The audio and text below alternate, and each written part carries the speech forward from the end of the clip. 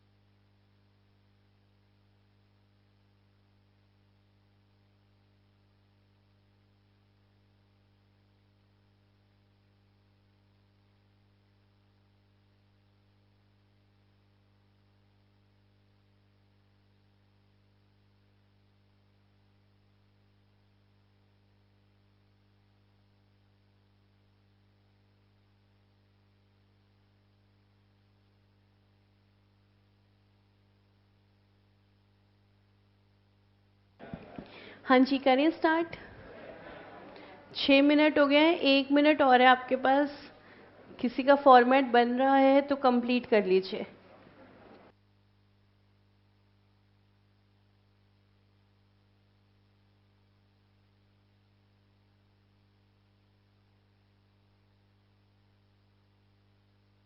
तो चलिए स्टार्ट करते हैं क्वेश्चन। आज हम इस क्वेश्चन को दूसरे स्टाइल से करेंगे। अभी तक हम कर रहे थे पहले सारी अकाउंट्स विदाउट एडजस्टमेंट्स वाले, और फिर एक एक करके एडजस्टमेंट कर रहे थे। आज हम इसको डिफरेंट स्टाइल से करके देखते हैं। आज हम एक एक अकाउंट उठाएंगे, पोस्ट करेंगे, जिस पर जो एडजस्टमेंट होगी साथ की साथ ही करेंगे, और ऐसे करके हम क्वेश्चन को करके देखते हैं। हमें क्वेश्चन को अलग अलग स्टाइल से करना है और फिर चूज करना है कौन सा आपके लिए बेस्ट है। जो आपको लगता है आपके लिए बेस्ट है वही आपका तरीका रहेगा क्वेश्चन को सॉल्व करने का। तो सबसे पहला अकाउंट हमारा है कैपिटल अकाउंट। तो चले जाते हैं बैलेंस शीट में।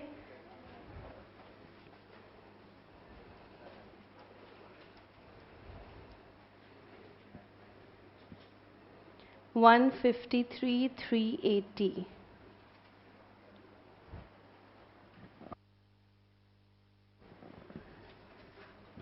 कैपिटल पे और कोई एडजस्टमेंट नहीं है। उसके बाद ओपनिंग स्टॉक।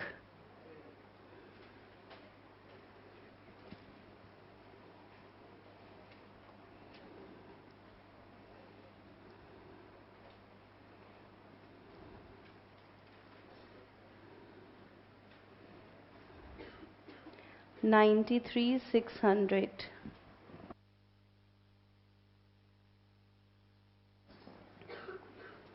उसके बाद सेल्स।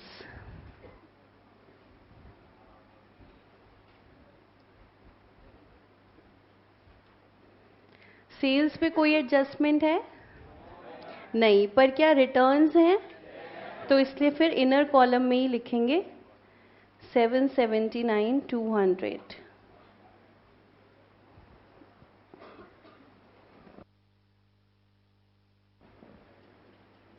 उसके बाद रिटर्न्स इनवर्ड।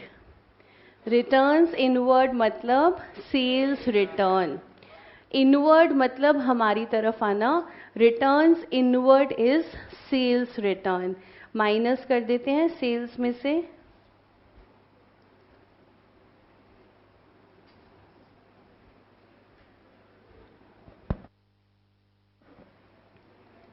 17,200 और देखते हैं नेट सेल्स 762।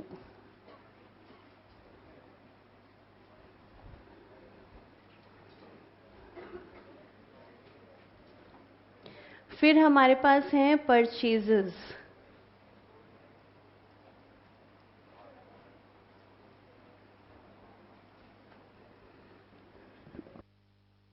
परचेजेस पर सिंगल एडजस्टमेंट है तो यहीं पे करेंगे, नहीं तो वर्किंग नोट में करेंगे कैलकुलेशन। एक है या एक से ज़्यादा है? दो हैं तो वर्किंग नोट पे आते हैं।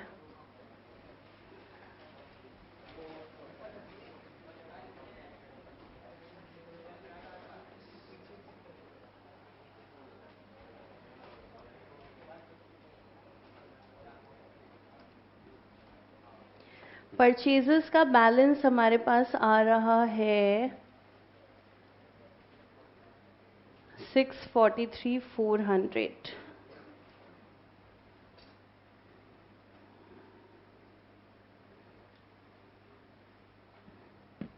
अब इसके बाद देखते हैं परचेजेस पर कौन सी एडजस्टमेंट आ रही है। देखो सबसे पहले तो fourth adjustment, personal purchases of Manan amounting to 1200 had been recorded in the purchases book। Purchases book record करती है क्रेडिट परचेजेस, और हमने यहाँ पे पर्सनल भी रिकॉर्ड कर लिए, तो क्या रिकॉर्ड कर सकते हैं? नहीं, गलत रिकॉर्ड किए हैं तो यहाँ से हटा देते हैं, माइनस करना पड़ेगा। लेस ड्राइंग्स,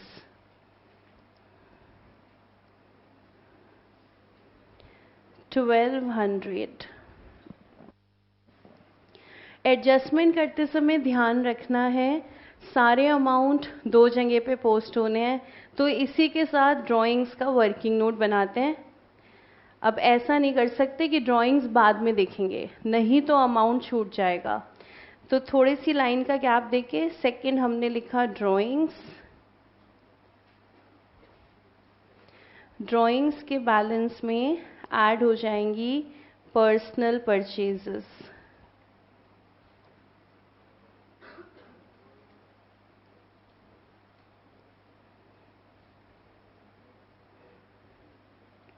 ड्राइंग्स का बैलेंस ट्रायल बैलेंस से लेते हैं 60,000।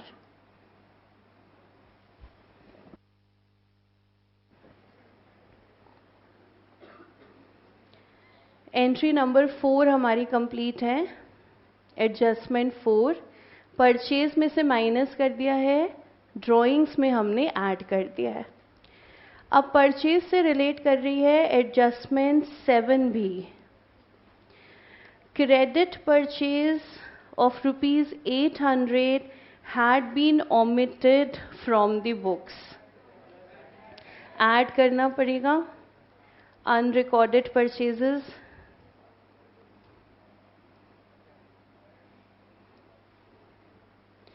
Unrecorded purchases 800।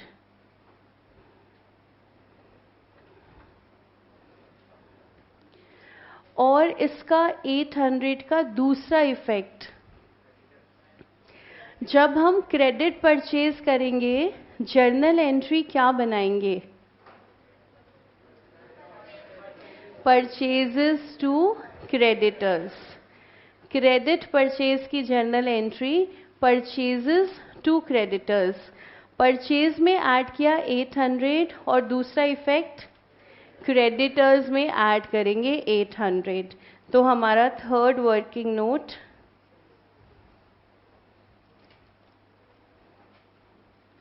क्रेडिटर्स बैलेंस हमारा है 29,600।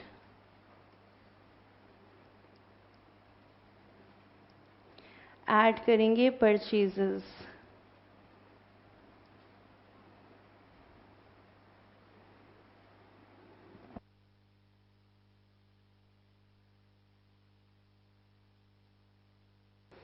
तो एडजस्टमेंट 4 का डबल इफेक्ट हो चुका है। एडजस्टमेंट 7 का भी हो चुका है। दोनों एडजस्टमेंट पे टिक लगा सकते हैं, एडजस्टमेंट हमारी कंप्लीट है। अब देखो, जब हमने परचेजेस में इतना सब कुछ डाल दिया तो रिटर्न्स अगर हैं तो वो भी यहीं पे डाल दो।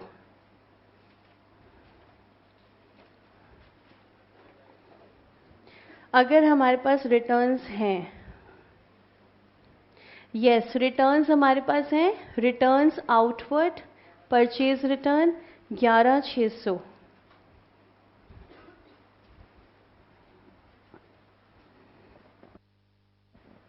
परचेजेस की एडजस्टमेंट हमारी कंप्लीट है।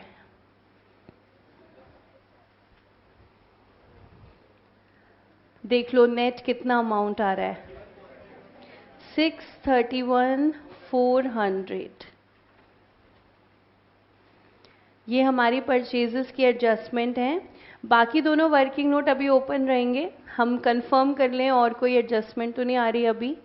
तो ये ओपन है, परचेज क्लोज है, परचेज पोस्ट कर देते हैं।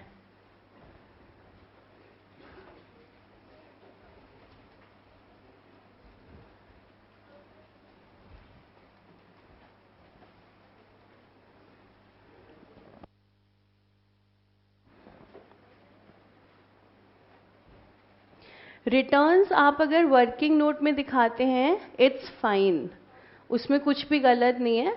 आप ट्रेडिंग में भी दिखा सकते हो और अगर वर्किंग्स बना रहे हो तो वहां पे दिखा दो।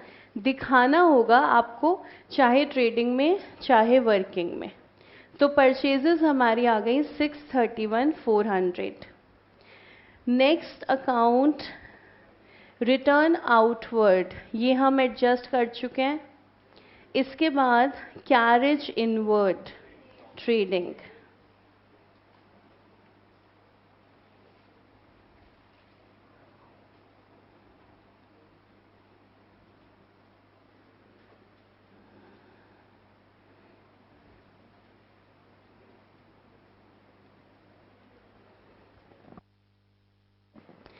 Rent and taxes, salary and wages, क्या कोई एडजस्टमेंट है?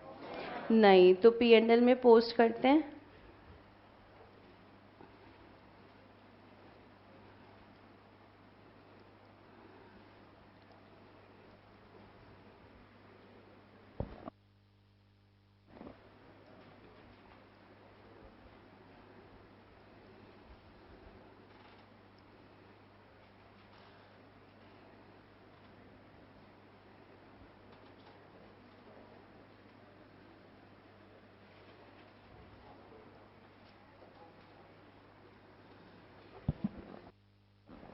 सैलरीज एंड वेजेस है इसलिए P&L, वेजेस एंड सैलरीज होता तो फिर ट्रेडिंग। उसके बाद हमारे पास आ रहे हैं डेटर्स। डेटर्स पे एडजस्टमेंट्स आ रही हैं। चलिए सारी एडजस्टमेंट देखते हैं डेटर्स की।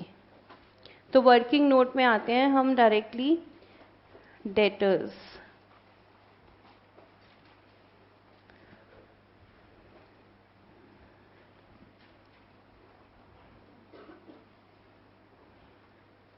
बैलेंस आ रहा है 48,000।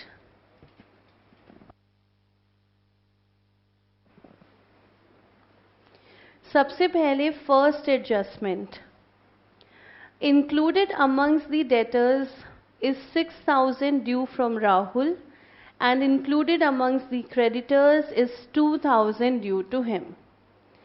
तो हमें राहुल से 6,000 रुपये लेने हैं और 2,000 रुपये देने हैं।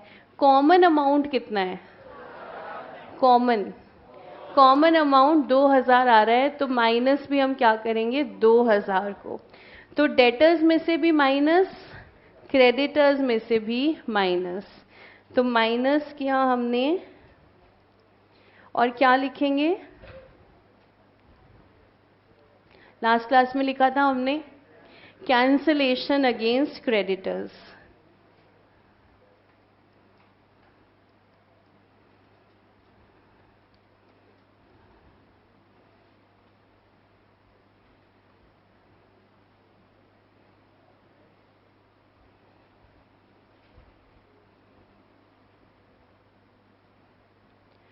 कॉमन अमाउंट माइनस करेंगे 2000। 2000 का अमाउंट कॉमन है, जो डेटर्स में भी है क्रेडिटर्स में भी है, उसको कैंसिल करेंगे। सिमिलरली क्रेडिटर्स में से कैंसिल करेंगे।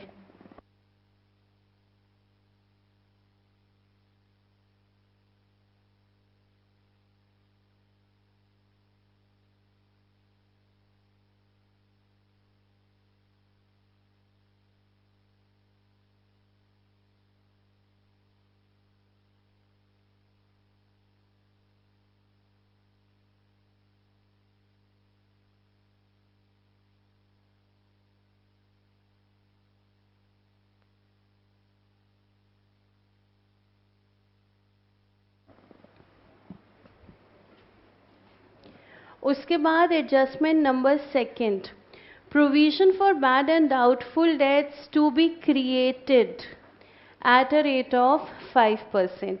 देखिए ट्रायल बैलेंस में क्या प्रोविजन है? क्या हमारे पास ऑलरेडी प्रोविजन है? नहीं है। हमें इस साल बनाना है, तो प्रोविजन अकाउंट नहीं बनेगा। अब अकाउंट बनाने की कोई ज़रूरत नहीं है, पहले से हमारे पास नहीं है। हम इस साल क्रिएट कर रहे हैं provision for bad debts and provision for discount on debtors. क्या ये डिस्काउंट पहले से बना रहे हैं हम इसका प्रोविजन?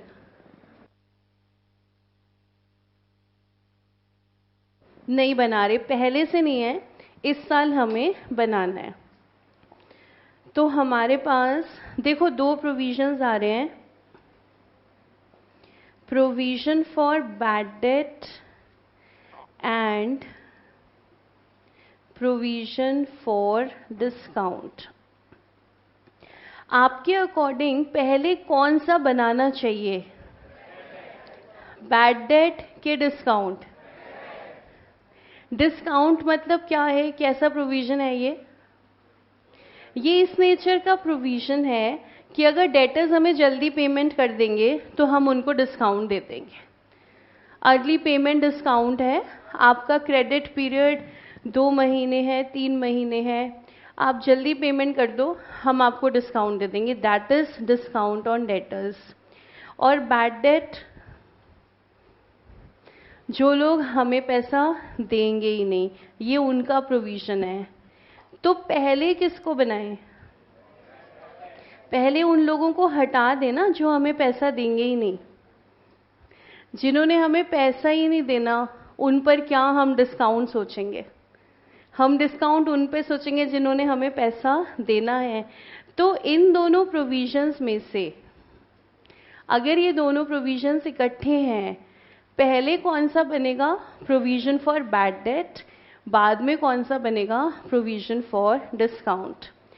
अब प्रोविजन फॉर बैड डेट हमारे पास रेट आ रहा है 5%। 5% किस पर? 46,000 पर।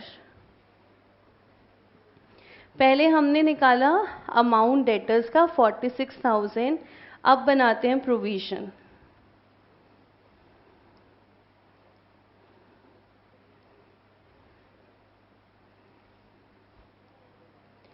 Provision for bad date 5%।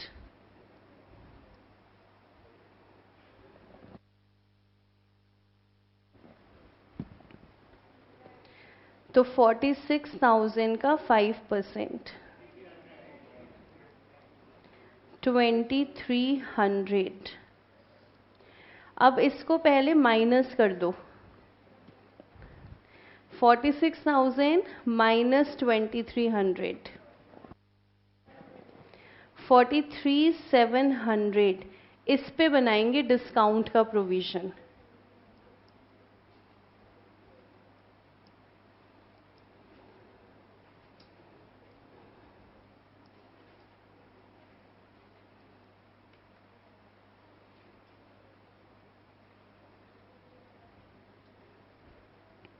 दो % के रेट पर।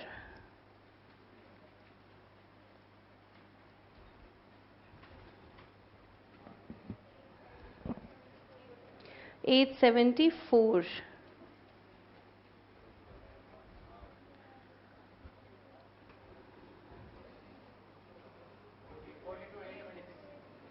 42,826. This is the amount of debtors to be shown in the balance sheet. Balance sheet में नेट डेटर्स जाने वाले हैं 42,826. अब देखो डबल इम्पैक्ट हम चेक कर लें. हमारा फर्स्ट एडजस्टमेंट का डबल इम्पैक्ट हो चुका था. 2000 हमने दो जगह से माइनस किया था. अब ये सेकेंड एडजस्टमेंट प्रोविजन बनाया 2300 रुपये का. एक तो डेटर में से माइनस कर दिया. दूसरा इफेक्ट P&L. प्रोविजन आप जब भी बनाओगे, किसी भी चीज का बनाओगे, वो कहाँ से क्रिएट होगा? P&L से. मतलब इसकी जर्नल एंट्री आप यहाँ पे लिख भी लो, क्वेश्चन में नहीं चाहिए हमें, लेकिन हम फिर भी यहीं पे सीख रहे हैं. प्रोविजन की जर्नल एंट्री क्या बनती है? तो अभी हम लिखेंगे एंट्री बनती है P&L debit to provision for bad debt 2300. ऐसे ही P&L डेबिट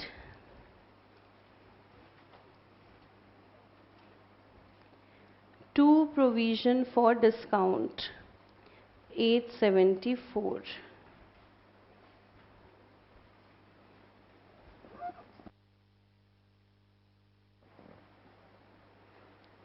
ये जर्नल एंट्री क्वेश्चन में नहीं चाहिए. क्या मैंने आपको सिर्फ नॉलेज के लिए लिखवाई है? जी नहीं. ट्रू फॉल्स क्वेश्चन आया पेपर के अंदर. ट्रू फॉल्स स्टेटमेंट ध्यान से सुनना. Provision for bad debts account is credited. Provision for bad debt account is credited when provision for bad debt is created. Provision for bad debt account is debited when provision for bad debt account is created. क्या बोल रही हूं मैं? क्या यहाँ पे true false statement चल रही है? आप देखो ट्रू फॉल्स किस लेवल पर वो आपसे पूछ रहे हैं. कह रहे हैं जब आप ये प्रोविजन बनाते हो ना, जब आप ये प्रोविजन क्रिएट करते हो, उस समय प्रोविजन अकाउंट डेबिट होता है या क्रेडिटेड होता है? तो ये क्या होता है? ये क्रेडिट होता है. और डेबिट क्या होता है? डेबिट होता है P&L. तो वो किसी भी हद तक जाकर आपसे ट्रू फॉल्स पूछ सकते हैं. और क्वेश्चन को कहाँ डाल रखा है? कंपल्सरी क्वेश्चन के अंदर. छोड़ के तो दिखा दो जरा ट्रू फॉल्स. छोड़ नहीं सकते, अटेम्प्ट करना पड़ेगा. इसलिए छोटी छोटी चीजें साथ साथ आपको बताती रहती हूँ मैं. Most of the things true false के अंदर कवर करता है ICAI. तो when provision for bad debt account is created, then provision for bad debt is credited. This statement is true. अब इसको पोस्ट कर देते हैं P&L जाके, दोनों हमारे प्रोविजंस को.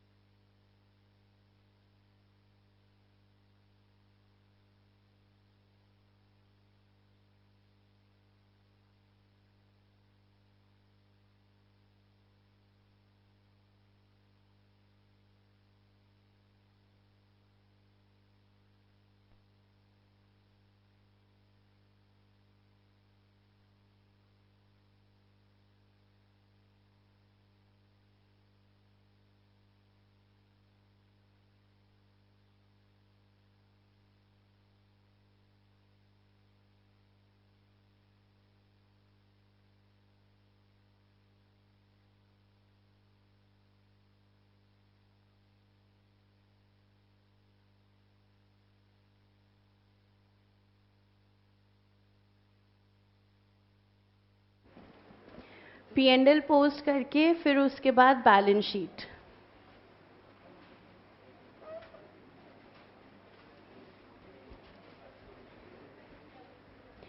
डेटर्स पे और तो कोई एडजस्टमेंट नहीं है, थैंक गॉड.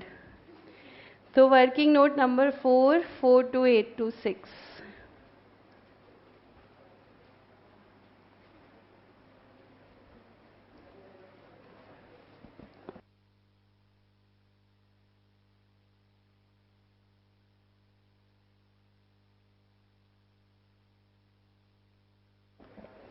फिर उसके बाद चलें आगे, हम क्रेडिटर्स पर आ गए। हम क्रेडिटर्स पे कोई एडजस्टमेंट पेंडिंग है? नहीं, क्रेडिटर्स का हमने सारा एडजस्टमेंट कर लिया है। वर्किंग नोट क्लोज कर देते हैं।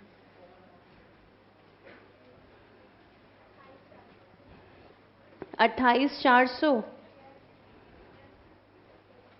28,400 creditors to be shown in the balance sheet।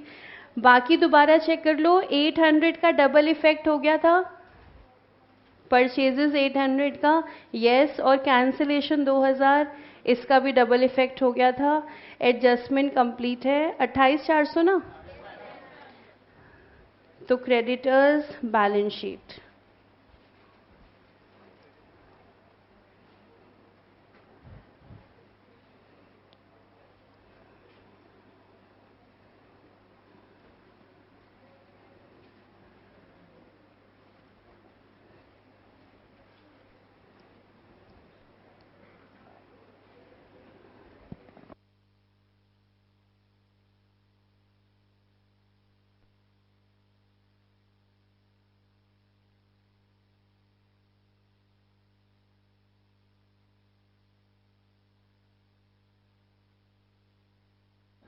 उसके बाद बैंक लोन।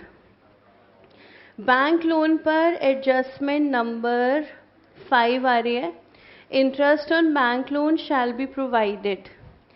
अगर एडजस्टमेंट 5 नहीं भी होती, अगर एडजस्टमेंट 5 नहीं भी होती तो भी हमें प्रोवाइड करना है interest on bank loan. Time अगर लोन का नहीं दिया, हम फुल ईयर इंटरेस्ट पे करेंगे। तो बैंक लोन पे इंटरेस्ट बनता है 40,000 पे 14%, 5,600।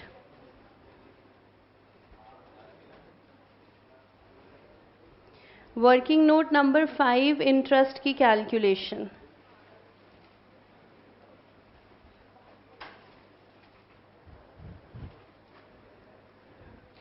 लोन हमारा है 40,000 का,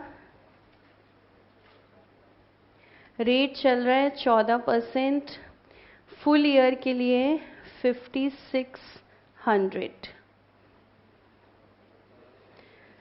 क्या हमारे ट्रायल बैलेंस में कहीं इंटरेस्ट आ रहा है?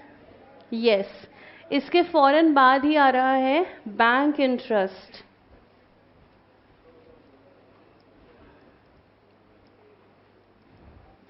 Bank interest paid 2,200।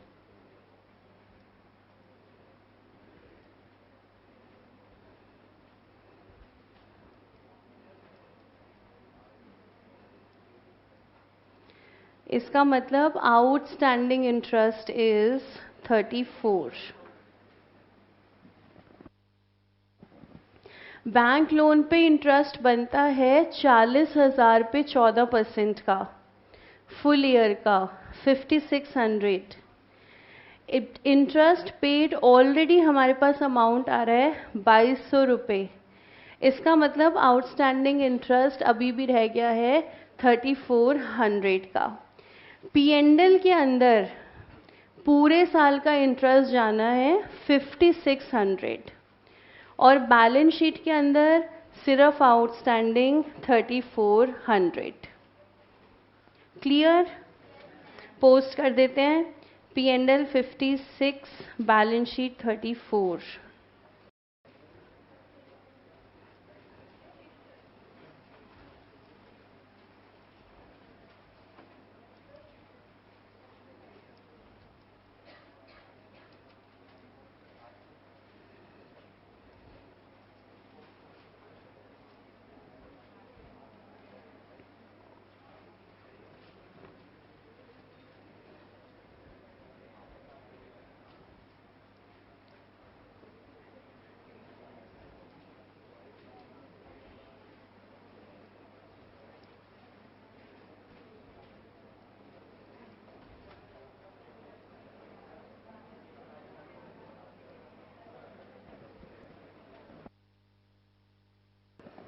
फिर उसके बाद आगे चलते हैं। Next, printing and stationery. क्या कोई एडजस्टमेंट है? Yes, point number 6, A quarter of the amount of printing and stationery to be carried forward to the next year. Quarter means 1/4. और कोई मतलब मत समझ लेना, ठीक है? So quarter means 1/4. Printing and stationery हमारे पास ट्रायल बैलेंस में आ रहा है 28,800. Quarter means division into 4 parts, 4 हिस्से. A quarter is to be carried forward to next year. A quarter means 28,800 divided by 4. 7,200 to be carried forward to next year, यानी कि prepaid है.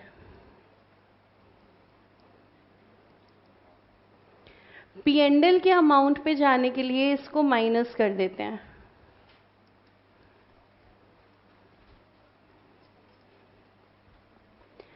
$28,800 minus 7,200, 21,600. P&L में जाएगा 21,600. Balance sheet prepaid 7,200. प्रीपेड अगले साल का है, इस साल नहीं दिखा सकते. आउटस्टैंडिंग होता है तो प्लस करते हैं, इस साल का है आपने दिखाया नहीं. प्रीपेड होता है तो माइनस करते हैं, इस साल का नहीं है आपने दिखा रखा है, उसको हटाओ, वहां से माइनस करो. तो P&L इज 21,600.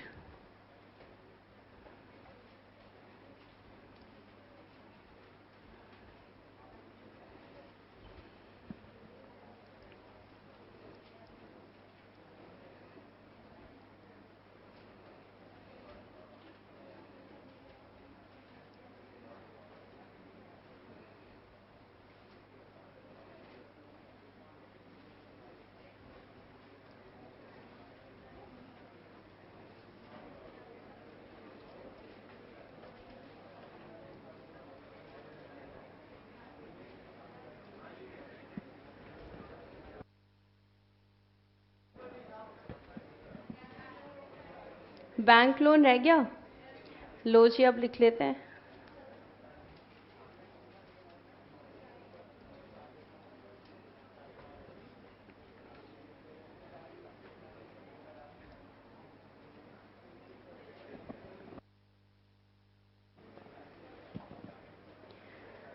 फिर उसके बाद देखो ड्राइंग्स तक कोई एडजस्टमेंट नहीं आ रही ना, तो एक एक करके सारे अमाउंट अब पोस्ट कर देते हैं हम. बैंक फर्नीचर पे आ रही है, ठीक है, वहां तक तो पोस्ट कर दें. Bank balance 16,000.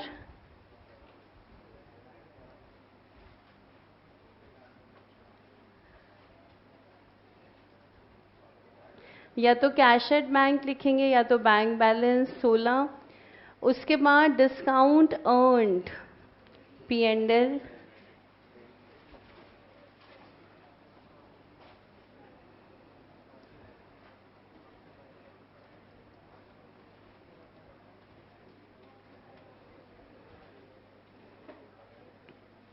उसके बाद फर्नीचर पर एडजस्टमेंट है. क्या एडजस्टमेंट है? डेप्रीसिएशन तो बाएं हाथ का खेल है, लगा देते हैं. डेप्रीसिएशन सिंगल एडजस्टमेंट है तो बैलेंस शीट में ही माइनस कर देंगे. तो हमने लिखा फर्नीचर 10,000. क्या रेट आ रहा है फर्नीचर पर? 10%. Less depreciation 1,000.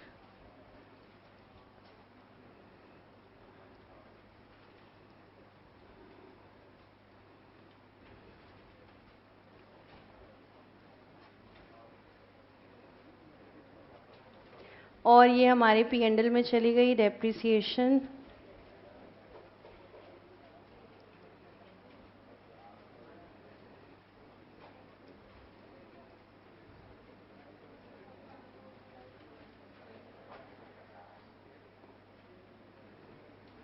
उसके बाद discount allowed, general expenses, insurance, तीनों P&L।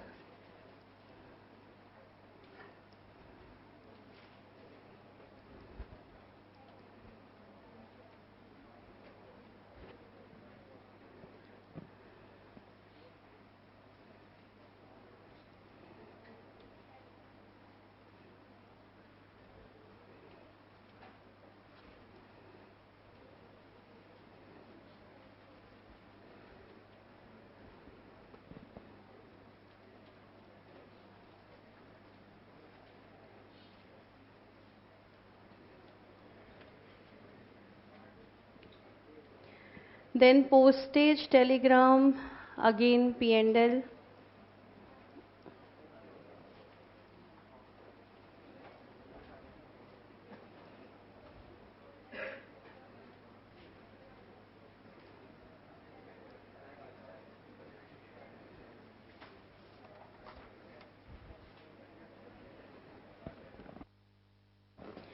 उसके बाद कैश बैलेंस,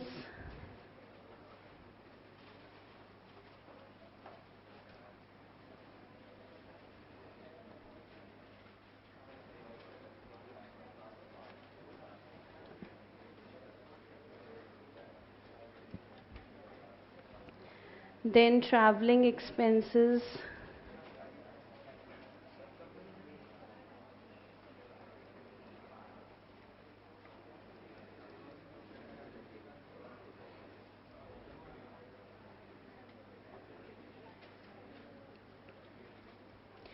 उसके बाद ड्राइंग्स। ड्राइंग्स हम वर्किंग नोट ऑलरेडी बना रहे थे, इसको क्लोज कर देते हैं। 61,200 की ड्राइंग्स।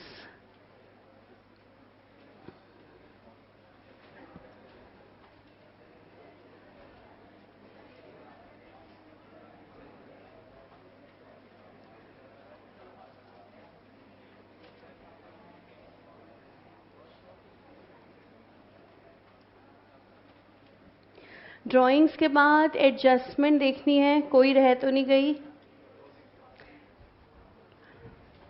ड्राइंग्स के बाद देखो क्या कोई एडजस्टमेंट। क्लोजिंग स्टॉक, तो क्लोजिंग स्टॉक को आप पोस्ट कर देते हैं दोनों जगह।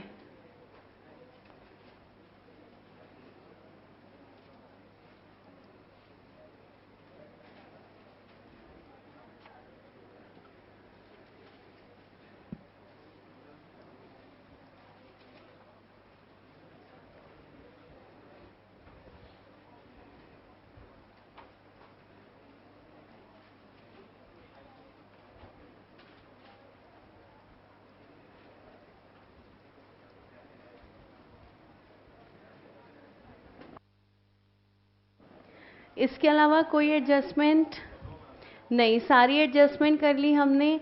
ट्रायल बैलेंस के भी सारे अकाउंट्स डाल दिए। अब निकाल लेते हैं जीपी। वर्किंग नोट भी हमारे सारे क्लोज्ड हैं।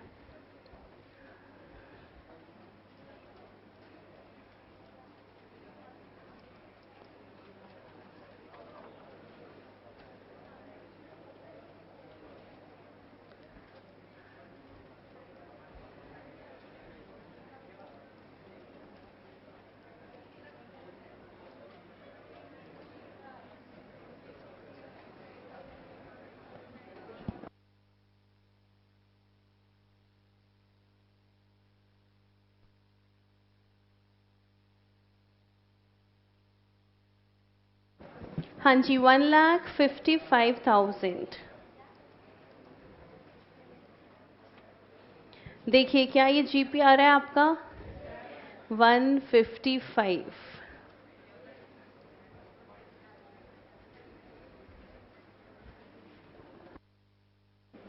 निकाल लिया जीपी सबने। फिर चलते हैं नेट प्रॉफिट की तरफ।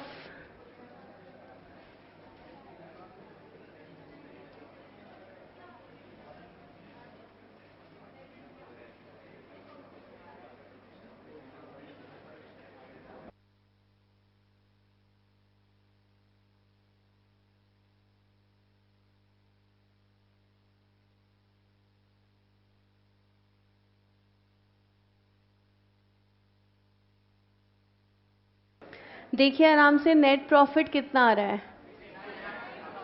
69,006, यस, 69006। चेक कर लीजिए सभी, 69006।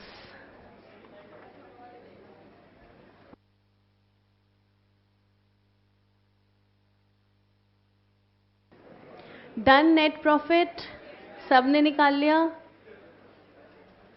कोई निकाल रहा है अभी? सब निकाल चुके हैं, तो देखते हैं बैलेंस शीट।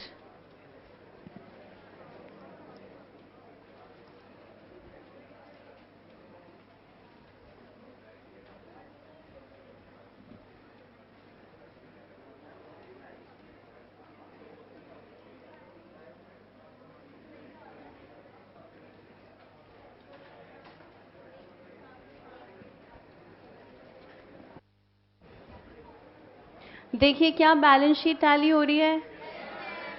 हो रही है? सही बताओ। नहीं, ठीक से चेक करके बताओ, टैली हो रही है क्या? मतलब बैलेंस शीट टैली होती है?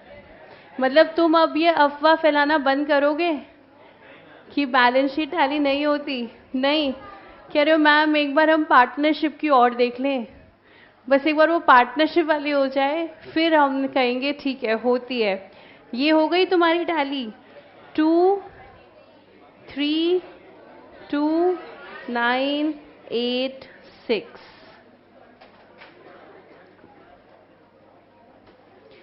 मतलब अब तुम्हें ऐसा करने की जरूरत नहीं है कि जो एक साइड का टोटल आ रहा है वही तुमने दूसरी साइड लिख दिया, क्योंकि तुम्हारा मैच नहीं हो रहा था। अब तुम्हें ऐसा नहीं करना पड़ेगा, टोटल मैच तो हो रहा है। देख लो ये छोटा सा प्यारा सा क्वेश्चन, छोटे सारे क्वेश्चन अकाउंट्स में छोटे ही हैं, कहाँ हैं बड़े? छोटे छोटे 1-1.5 घंटे में हो जाते हैं आराम से। हाँ देखो, कोई डाउट है तो बताओ। ठीक है, thank you so much and keep smiling. Thank you.